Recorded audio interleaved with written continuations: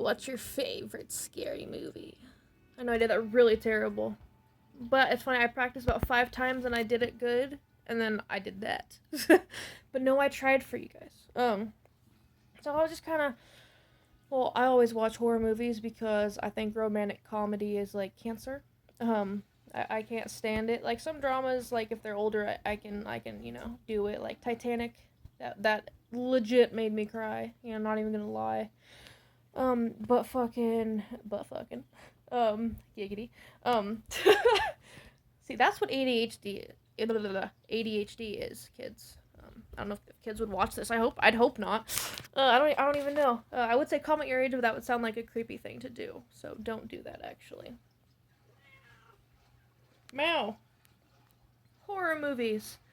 So anyways, I'm watching The Circle right now, which isn't really a horror movie. I feel it's more like a thriller, so I like thrillers too, or whatever.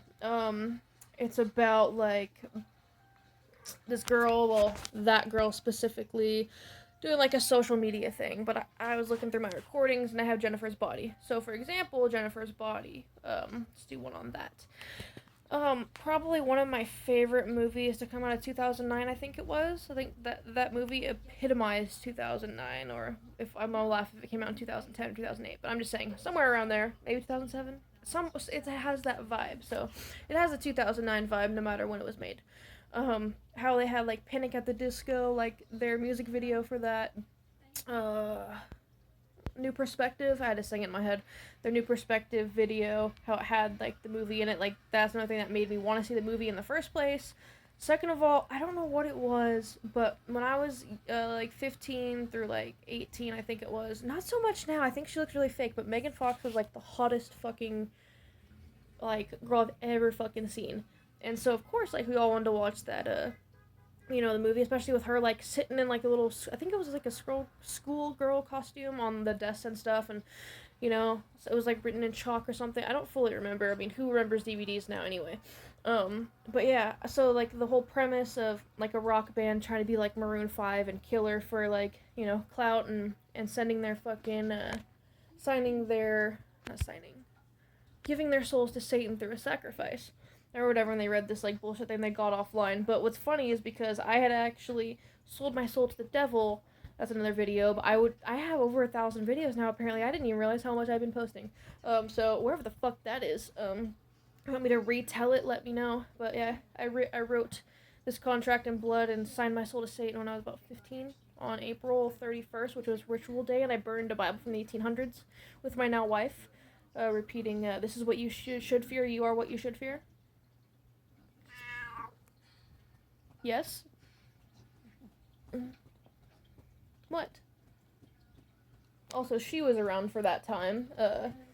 We had just like adopted her, by meaning like there was Mexicans that I'm not being racist. I'm just saying I don't know their names. So they're the Mexican family down the street, or whatever, and they had a bunch of kittens, and so we took some of the kittens. Hi. And she was one of them. She's like 1,000,000 years old now. You like her jacket? She didn't like when I put her hood on, but it keeps her warm because she's old as shit, like I said. Anyway, so they did the ritual on her, and she wasn't a virgin, and so you have to do the virgin sacrifice. So obviously, she became a succubus and was eating boys. And one of the famous lines, you'll see later on when she goes to eat needy or whatever, she goes both ways. And at the time, the kiss between her and the Amanda Seyfried chick or whatever, was like a huge thing because you didn't really see that or whatever in movies at the time. Now I don't even really know. There still isn't really a lot of like, representation. I'm not saying it's necessary. I really don't care.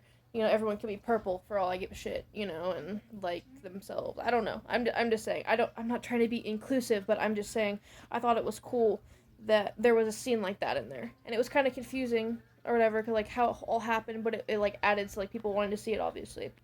And then in the end, she kills her boyfriend. Like Jennifer kills Needy's boyfriend, and then she ends up killing Jennifer with a box cutter.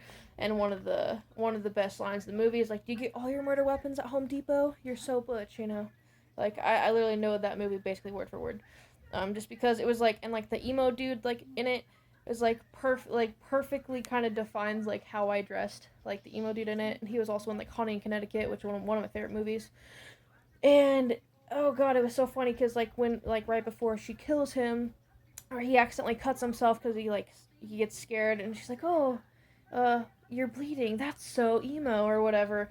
So I just feel like that's a really good movie, like of the times. It's kind of scary, but it's also funny. I think it was actually done intentional. Like if you ever seen the movie Happy Habit of a Happy Death Day, like I don't think the first movie was supposed to be funny, but it was. So on the second movie, they capitalized on the funniness and just made it funny. But yeah. So Jennifer's Body, check it the fuck out. Let me know if you like this. Let me know if you want me to review like another horror movie you've seen or just random ones that I've seen. Let me know.